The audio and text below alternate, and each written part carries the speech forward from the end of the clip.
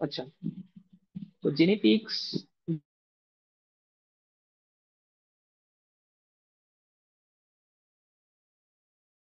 জিনের ভেরিয়েশন কিভাবে হয় এবং সেগুলো প্যারেন্টাল জেনারেশনের থেকে অফস্প্রিং জেনারেশনের মধ্যে কিভাবে ট্রেড পাস হয়। তো এইগুলোই আমরা দেখি জেনেটিক্স এর মধ্যে। তোমরা নিশ্চয়ই লক্ষ্য করেছো, আহ, আমাদের মধ্যে অনেকের চেহারা, রং, স্বভাব এগুলো অনেকটা কিছুটা একরকম হয়। মানে কেউ, তোমরা হয়তো কেউ কারো বাবার মতো, অথবা তোমরা মায়ের মতো এরকম কিছুটা হয়। তো এই কারণটাই হচ্ছে জেনেটিক্স এর জন্য।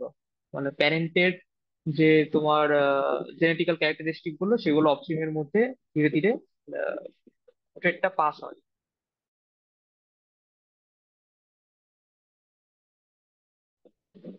ওকে, তো যেটা বললাম, জেনেটিক্স হলো বংশগতির বিজ্ঞান।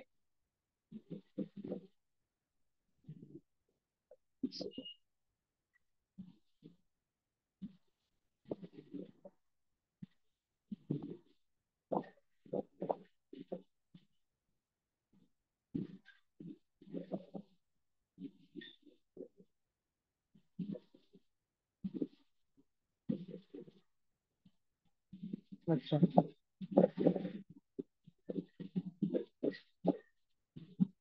তো জেনেটিক্স হলো বংশগতির বিজ্ঞান এবং এটি নির্ধারণ করে আমাদের শারীরিক বৈশিষ্ট্য কিভাবে পিতামাতার থেকে সন্তানে আসে। তোমরা সবাই জানো যে হিউম্যানের মধ্যে সেমি কনজারভেটিভ রেপ্লিকেশন হয়।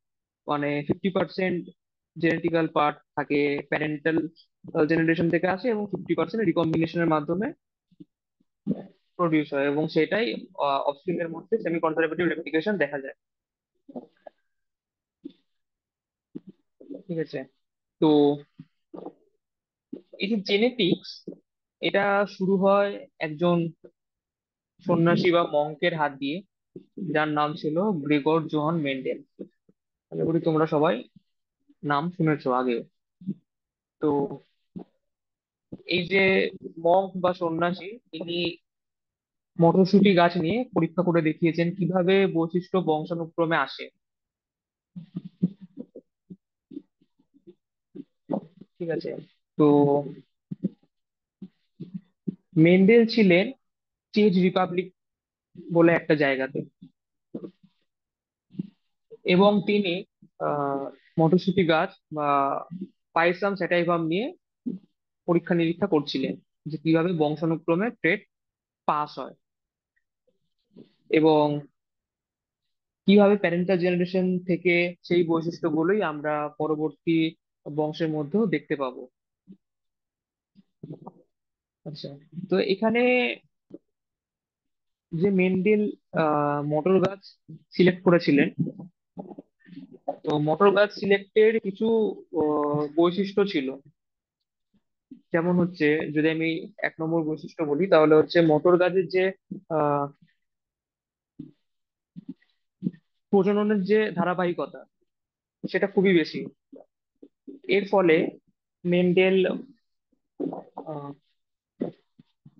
অনেকগুলো জেনারেশন পেয়েছিল পরীক্ষা চালিয়ে যাওয়ার জন্য, কারণ এর রিপ্রোডাকশন জেনারেশন টাইম কম, এবং এর ফলে অনেকগুলো জেনারেশন এর উপর মেন্ডেল পরীক্ষা নিরীক্ষা চালিয়ে গেছিল। তোমরা যেটা সবাই পড়েছো। তো এর মধ্যে কিছু কনসেপ্ট ছিল, যেমন concept of dominance, law of segregation, law of independent assortment. আচ্ছা, তো তোমরা কি কেউ বলতে পারবে যে কনসেপ্ট অফ ডমিনেন্স মানে কি? আশা করি তোমরা পড়েছো এটা ক্লাস 11-এ।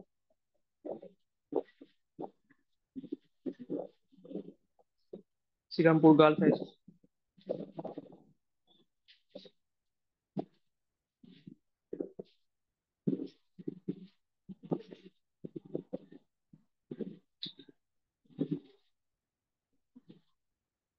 আচ্ছা, যাই হোক, আমরা পরবর্তীতে সেটা দেখছি। হুম,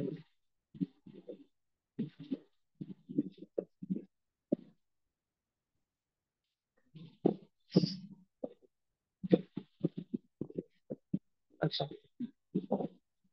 জাস্ট সংক্ষেপে বলে রাখি, কনসেপ্ট অফ ডমিনেন্স মানে হচ্ছে যখন একটি বৈশিষ্ট্য অন্যটিকে ঢেকে দেয়। তোমরা সবাই জানো যে যখন আমরা অ্যালিলিক ইন্টারাকশন করেছিলাম তখন আমরা দেখেছিলাম যদি ক্যাপিটালে অ্যালিল থাকে এবং ক্যাপিটালে স্মলে অ্যালিল থাকে, তাহলে যদি ক্যাপিটাল এটা ডমিনেন্ট হয়, ডমিনেন্ট ফেনোটাইপ শো করে। আচ্ছা ঠিক আছে, camera microphone both are not working, ঠিক আছে, অসুবিধা নেই। তোমরা যদি স্লাইড দেখতে কোনো প্রবলেম ফেস করো কিংবা কোনো জায়গায় কোনো বুঝতে অসুবিধা হয় তাহলে তোমরা চ্যাট বক্সে লিখতে পারো। ওকে, প্রবলেম নেই। আচ্ছা, যেটা বলছিলাম, কনসেপ্ট অফ ডমিনেন্স মানে এইখানে তোমার যদি দুটো অ্যালিলও থাকে, কিন্তু তোমার কনসেপ্ট অফ ডমিনেন্স রুলের জন্য আহ, যেটা ডমিনেন্ট অ্যালিল সেটাই ফেনোটাইপ শো করবে, তার যে ফেনোটাইপ সেটাই শো হবে।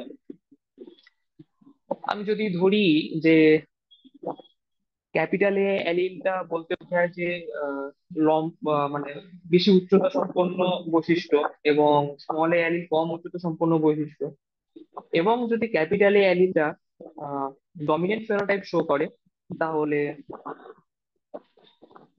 আমরা দেখব যে যেখানে ক্যাপিটালে অ্যালিলিক ইন্টারাকশন হচ্ছে সেখানে তো ডমিনেন্ট ফেনোটাইপ শো হবেই, কারণ বোথ অ্যালিলস আর ক্যাপিটালে। কিন্তু যেখানে ক্যাপিটালে স্মল এ ইন্টারাকশন শো করছে সেখানেও স্মল এ তার ক্যারেক্টার শো করতে পারবে না, কারণ এখানে ক্যাপিটাল এটাই হচ্ছে ডমিনেন্ট ফেনোটাইপ শো করবে। ওকে, তো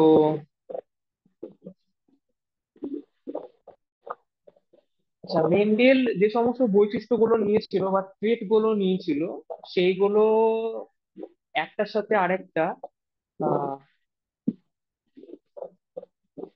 মানে এরা মিশ্রিত অবস্থায় থাকতে পারে না।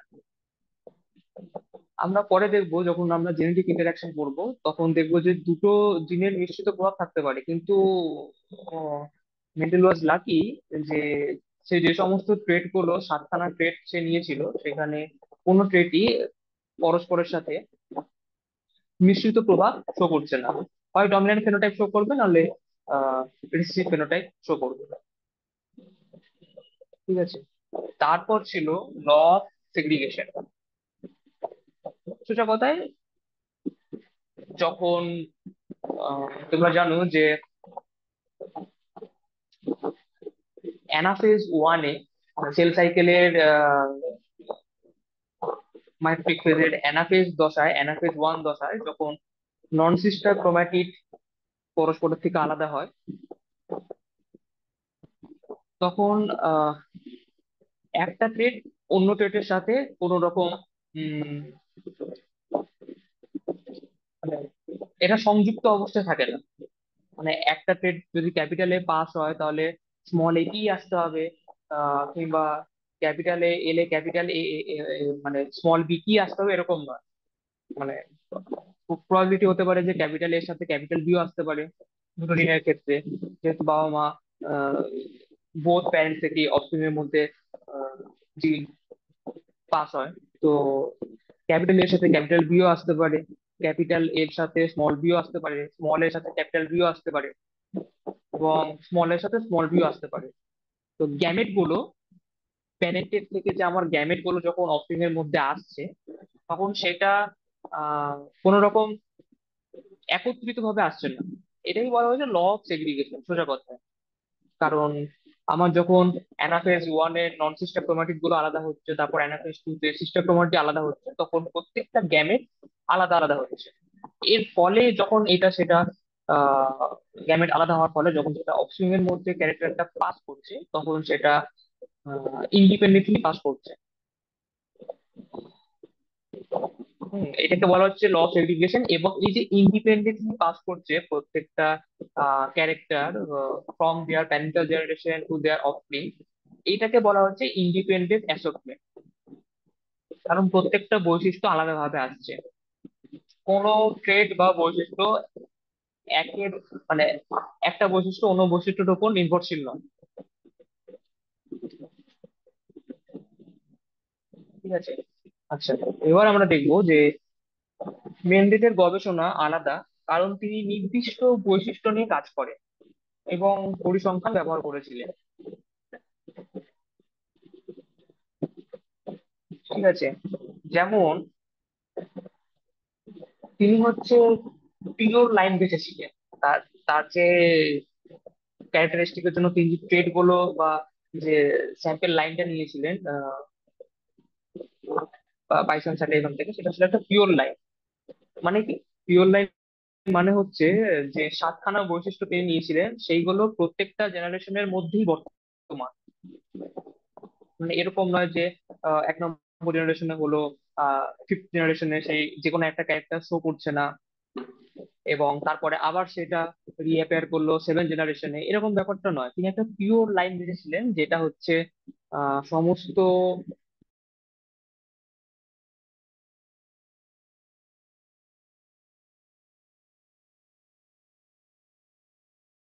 যে ছিলেন সেটাও বলতে পারো। আচ্ছা, তো তার দু রকম বৈশিষ্ট্য ছিল। তোমরা দেখতে পাচ্ছ যে পার্টিকুলেট ইনহেরিটেন্স মানে কি বলছে?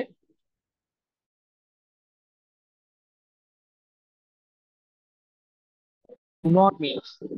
এটা আমি বললাম যে যদি তোমার দুখানা জিন থাকে, তাহলে দুটো জিনের মধ্যে যে কোনো একটাই তার ফেনোটাইপিক বৈশিষ্ট্য শো করবে, হয় ডমিনেন্ট ফেনোটাইপ শো করবে, তাহলে সে ফেনোটাইপ শো করবে।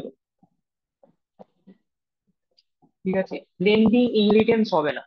তোমরা দেখতে পাচ্ছ স্লাইডের লেফট সাইডে আমি যে ছবিটা দিয়েছি, দুটো আহ মটরশুটির দানা, একটা হচ্ছে বৈশিষ্ট্য হচ্ছে তার রাউন্ডটা হচ্ছে স্মুথ, একটা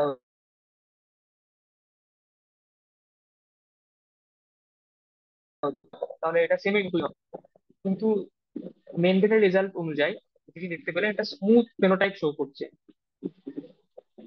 মানে এটা ব্লেন্ডিং ইনহেরিটেন্স শো করছে না, যে ট্রেডটা হচ্ছে সেই ট্রেডটা মানে দুটো ট্রেড একে অপরের সাথে মিক্স হচ্ছে না। এবং এখানে তোমরা দেখতেই পাচ্ছ যে আমরা যদি স্মুথটাকে ধরি যে ডমিনেন্ট ফেনোটাইপ, তাহলে অফস্প্রিং এর মধ্যে সেই ডমিনেন্ট ফেনোটাইপই শো হচ্ছে।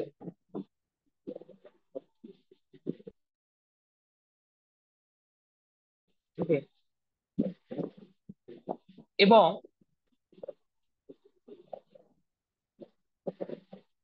আমাদের শরীরে সবকিছু নির্ধারণ করে হচ্ছে জিন। ঠিক আছে। আমরা দেখবো এরপরে যে জিন কি, অ্যালিল কি, লোকাস কি, what is the difference between gene আর allele, what is cot locus, এটা আমরা স্ট্রাকচার থেকে দেখে নেবো।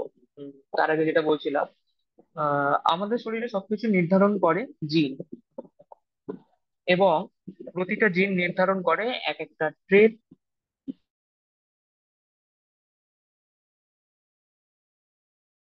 বা আহ, এবং কিছু বৈশিষ্ট্য, যেমন ক্যারেক্টার বা উচ্চতা।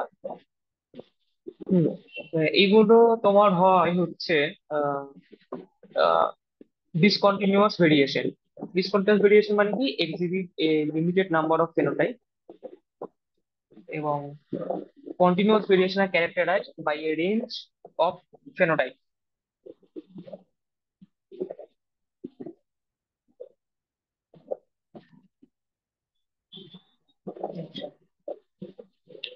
যদি আমি ডিসকন্টিনিউয়াস ভেরিয়েশন বলি, তাহলে সব থেকে ভালো উদাহরণ হচ্ছে উচ্চতা। উচ্চতার ক্ষেত্রে দেখবে উচ্চতা, গায়ের রং, কেউ বেশি ফর্সা, কেউ তার থেকে তার স্কিন টোনটা একটু ডার্কের দিকে। হুম। আবার উচ্চতার ক্ষেত্রে সেম জিনিস, কেউ একটু কারো হাইট একটু বেশি, হ্যাঁ, কারো একটু কম, মানে একটা ডিসকন্টিনিউয়াস ভ্যারিয়েশন এখানে শো হয়। ডিসকন্টিনিউয়াস ভ্যারিয়েশনের মধ্যে সব থেকে ভালো উদাহরণ হলো উচ্চতা এবং গায়ের রং। এই সরি, কন্টিনিউয়াস ভেরিয়েশনের মধ্যে। কারণ ভেরিয়েশন যেটা তোমরা দেখতে পাচ্ছ একটা কন্টিনিউয়াস ভেরিয়েশন, মানে সব ফেনোটাইপই এখানে শো করছে। আচ্ছা, ডিসকন্টিনিউয়াস ভেরিয়েশন বলতে আমরা বুঝি যে ব্লাড গ্রুপ, আমাদের যে ব্লাড গ্রুপ আছে সেখানে ধরো I0 অ্যালিল আছে এবং IA অ্যালিল আছে। ডিটেলসে বলবো যে জিনিসটা কি। তো তোমার ধরো সিম্পল, যদি আমি সিম্পল ল্যাঙ্গুয়েজে বলি তাহলে ব্লাড গ্রুপের ক্ষেত্রে তোমরা জানো যে গ্রুপ এ হবে, কিংবা ব্লাড গ্রুপ বি হবে, কিংবা ব্লাড গ্রুপ ও হবে। ঠিক আছে, মানে এইটার কোনো আহ, আহ, মাঝামাঝি কোনো অবস্থায় মধ্যে নেই। হুম, হয় এ বি হবে, নাহলে এ হবে, বি হবে, সি। কারণ কিন্তু একটা একটা নির্দিষ্ট ফিনোটাইপ শো করছে। কন্টিনিউয়াস ভেরিয়েশন যেমন যে কারো হাইট হয়তো আহ 5 ফুট 4 ইঞ্চি, কারো 5 ফুট 5, কারো 5 ফুট 7।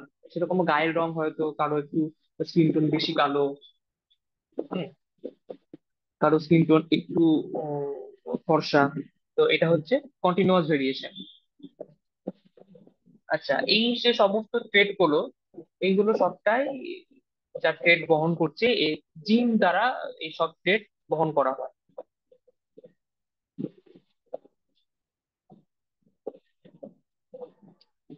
আচ্ছা, তো এবার বলি reasons for Mendel success.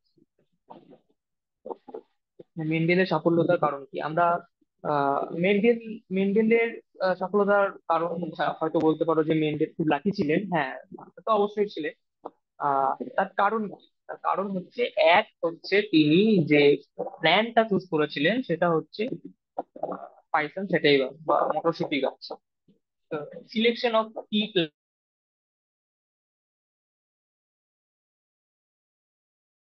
Plan, তিনি যে প্ল্যানটা নিয়ে কাজ করেছিলেন সেটার ক্ষেত্রে এটার জেনারেশন টাইম যেহেতু খুব কম, এবং এটা হচ্ছে মানে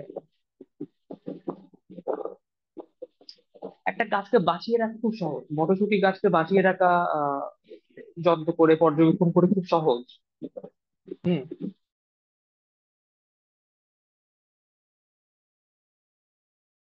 এটা হচ্ছে যে যেটা বললাম আর কি, যে আহ, এর জেনারেশন টাইমটা খুব কম। মানে তিনি যদি ফার্স্ট জেনারেশন, একটা পিওর লাইন দিয়ে ফার্স্ট জেনারেশন থেকে কাজ শুরু করেন, তাহলে তিনি তার পরবর্তী জেনারেশনে কি হচ্ছে effect, phenotypic and genotypic effect, সেটা দেখার জন্য তাকে দীর্ঘদিন অপেক্ষা করতে হচ্ছে না।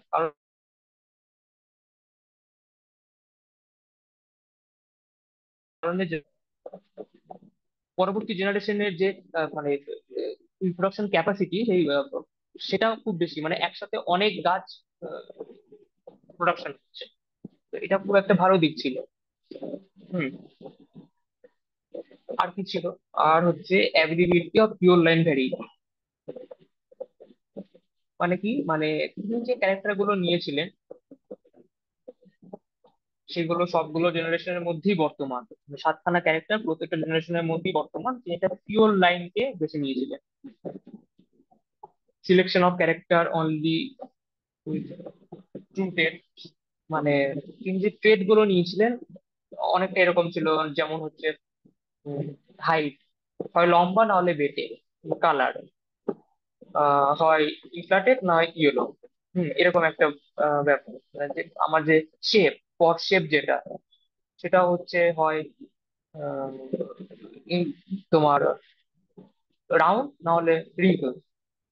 হুম, তো তিনি যে ক্যারেক্টার গুলো নিয়েছিলেন সেই ক্যারেক্টার গুলো, ট্রেড গুলো একে অপরের সাথে মিক্সড হয় না, ব্লেন্ডিং ইনহেরিটেন্স শো করে না। এটা খুব একটা তিনি লাগিয়েছিলেন বলতে পারো। নন মেন্ডেলিয়ান ইনহেরিটেন্স এর ক্ষেত্রে আমরা দেখবো যে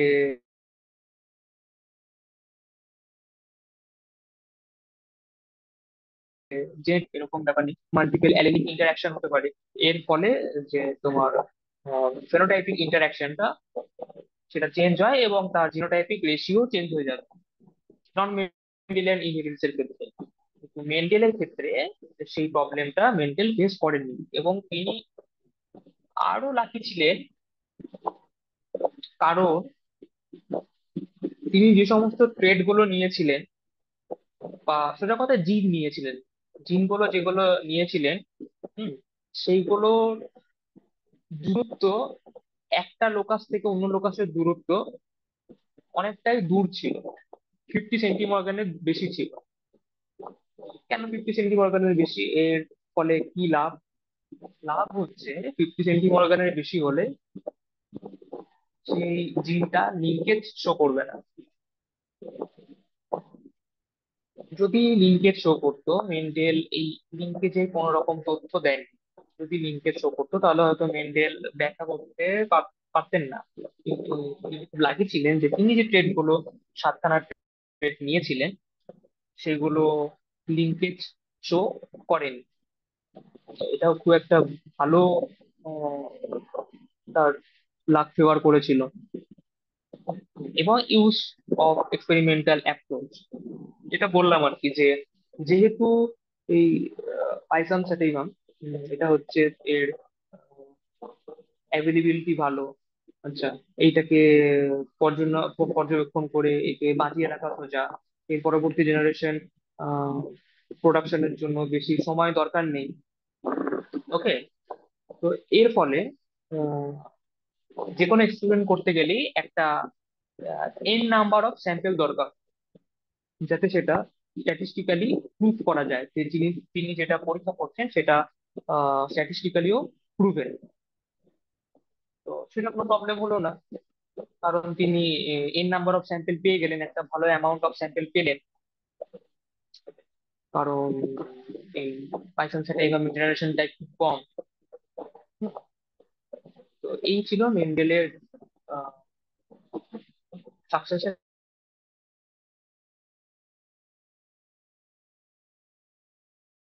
কারণ। আচ্ছা, আচ্ছা, এই যে ক্যারেক্টার গুলো, এটাকে মেন্ডেল বলেছিলেন, তিনি তো তখন জিন নামকরণ করেননি, তিনি বলেছিলেন এগুলো এক একটা ফ্যাক্টর। এই ক্যারেক্টার গুলোকে তিনি একটা ফ্যাক্টর বলেছিলেন, character, a heritable feature that can vary between individuals, যেটা বললাম আর কি, যে character may have to or more traits, observable characteristic. যেমন যেটা বললাম আর কি, মানে ক্যারেক্টার বলতে হয় আহ, যে কোনো স্পিসিসের, কোনো মানুষের হয়তো হাইট 5 ফুট 4 ইঞ্চি, কারো হাইট হয়তো 6 ফুট।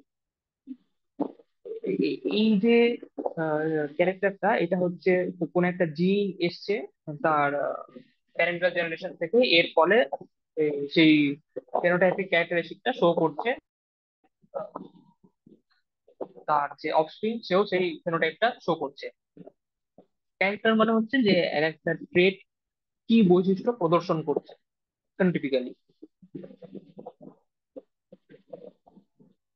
আচ্ছা, তো জিন, এই যে টার্মটা,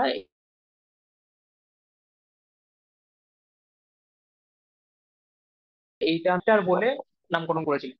তিনি বলেছিলেন যে এটা ফ্যাক্টর, যেটা পরে জিন নামকরণ হয়েছে। তিনি বলেছিলেন জিন is a unit of heredity that is transferred from parent to offspring and is responsible for the expression of a particular of trait or characteristic। মানে কোনো একটা জিন যেটা হচ্ছে ট্রান্সফার হচ্ছে প্যারেন্ট থেকে অফস্প্রিং এর মধ্যে, এবং সেই ট্রেটটাই শো হচ্ছে, এক্সপ্রেশন দেখা যাচ্ছে সেই ট্রেটটা। হুম, মনে আছে আমি যখন ইভলিউশন পড়াই তখন বলেছিলাম যে ল্যামার্ক বলেছিলেন যে অ্যাকোয়ার্ড ক্যারেক্টার ইনহেরিটেন্স হবে, ট্রান্সফর্মিজম থিওরি ছিল আহ, ল্যামার্কের। ল্যামার্ক বলতে চাইছিলেন যে যে সমস্ত ক্যারেক্টার কোন একটা জেনারেশন তার লাইফ স্প্যানের মধ্যে গ্রহণ করবে বা নির্ধারণ করবে, সেই সমস্ত ক্যারেক্টারটাই পরবর্তী জেনারেশনের মধ্যে পাস হবে, যেটা তিনি বলেছিলেন। তারপরেই আমরা দেখলাম যে ডারউইনিজম এলো, নিও ডারউইনিজম এলো। হুম, নিও ডারউইনিজমের ক্ষেত্রে মেন্ডেলিয়ান ইনহেরিটেন্স অ্যাড হলো। ওকে, এবং তখনই বোঝা গেল যে সমস্ত ক্যারেক্টার পাস হয় না, জার্ম প্লাজমের মধ্যে চেঞ্জেস আসলেই সেই ক্যারেক্টার পাস হয়। তো সেটারই ডিটেলস জেনেটিক্স ক্লাসে আমরা দেখবো। হুম, তো এক কথায় যে সমস্ত জিন বা ক্যারেক্টার, জিন যেগুলো পাস হচ্ছে সেগুলো যে ক্যারেক্টার বা ট্রেট প্রদর্শন করছে সেগুলো অফস্প্রিং এর মধ্যে দেখা যাবে। সেটা হেয়ার কালার হতে পারে, ব্লাড টাইপ হতে পারে, স্কিন কালার যেটা বললাম স্কিন টোন, কারো আই কালার হতে পারে। এগুলো হচ্ছে এক একটা জিনের ট্রেট যেগুলো প্যারেন্টাল জেনারেশন থেকে অফস্প্রিং এর মধ্যে ট্রান্সফার হয়।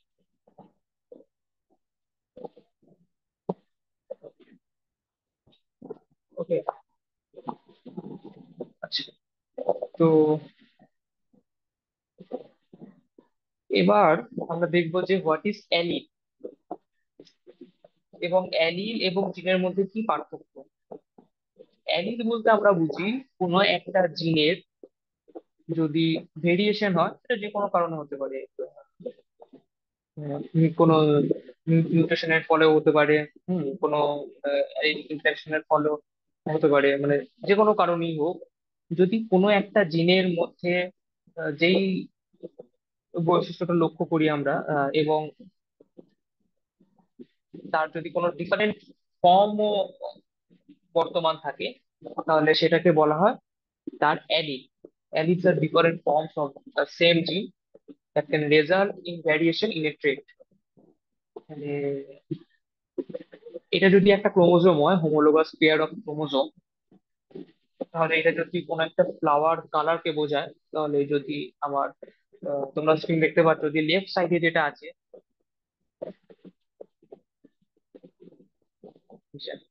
লেফট সাইডে যেটা আছে সেটা যদি কোনো একটা শেষে এটা যদি হোয়াইট ফ্লাওয়ার কে বোঝায় সেই জিনটা, তাহলে এর যদি কোনো ডিফারেন্ট ফর্ম এক্সিস্ট করে, সাপোজ পার্পল কালার, সেটা কি বলা হচ্ছে, অ্যালিল, একটা জিনের ডিফারেন্ট ফর্ম। ওকে,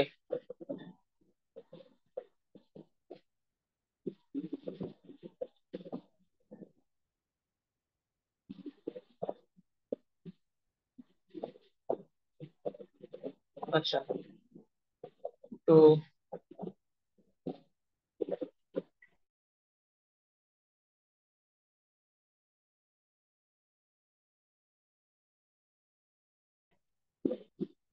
জেনেটিক্সের স্টার্টিংটা দেখলাম, যে জিন কি, অ্যালিল কি, ঠিক আছে, মেন্ডেলিয়ান ইনহেরিটেন্স এর যে মেন্ডেলিয়ান ইনহেরিটেন্স এর ডিটেলসটা দেখবো। হুম, তো কিভাবে